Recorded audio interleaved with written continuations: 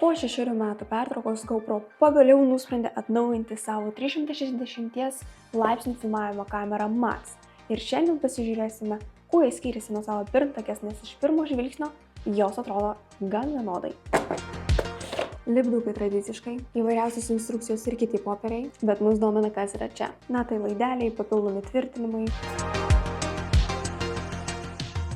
Visgi atidžiau pasižiūrėjus į tvirtinimo mechanizmą galima pastebėti pokytį. GoPro papildomai prie savo firminio tvirtinimo pridėjo universalų 1/4 colio sriegį. Tai leidžia kamerą naudoti su kur kas platesne aksesuarų įvairovė. Svarbu paminėti, tai nėra GoPro Max 2. Tai yra atnaujinta 2019 metais pasirodžiusios GoPro Max versija, kurią gamintojai nusprendė modernizuoti po tiek metų ir pristatyti kaip tobulesnį modelį. Ankstesnė versija galėjo filmuoti 5,6K raiška, 30 kadrų per sekundę greičiu, 360 laipsnių filmavimo režimu, bei daryti 16,6 megapikselių nuotraukas. Naujame modelyje šie parametrai išliko, tačiau gamintojai teigia, jog patobulinta tiek vaizdo, tiek nuotraukų kokybė. Pagerinta ir baterija. Vietoj 1600 mAh dabar naudojama 1960 mAh enduro baterija, kuri ne tik leidžia ilgiau naudotis kamerą, bet ir geriau veikia šaltame ore,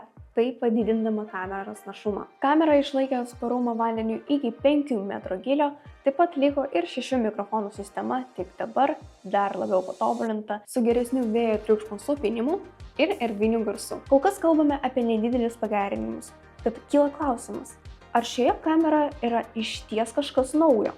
Taip, GoPro pristatė visiškai naują funkciją Quick Engine. Tai nauja GoPro sukurta išmani vaizdo redagavimo sistema, leidžianti greitai ir automatiškai redaguoti turinį be kompiuterio. Įsigilinus labiau paaiškėjo, kad ši funkcija gali automatiškai perkelti nufilmuotą medžiagą į GoPro debesį ir ją sumontuoti be jokių papildomų pastangų. Quick Engine gali sekti objektus kadre, simuliuoti kinematografinius kameros judesius, apkarpyti, pritaikyti bei sinchronizuoti kadrus su muzika iš GoPro bibliotekos arba pridėjus savo audio takelį, o montavimo metu pritaikyti kamerą FX automatinį efektų rinkinį. O kilus norui visą tai galima valdyti ir rankiniu būdu programėlėje GoPro Quick. Ši funkcija ypač naudinga tiems, kurie nori kūrybiškai valdyti savo turinį, bet nenori gilintis į sudėtingas redagavimo programas. O dabar didelis naujos kameros privalumas.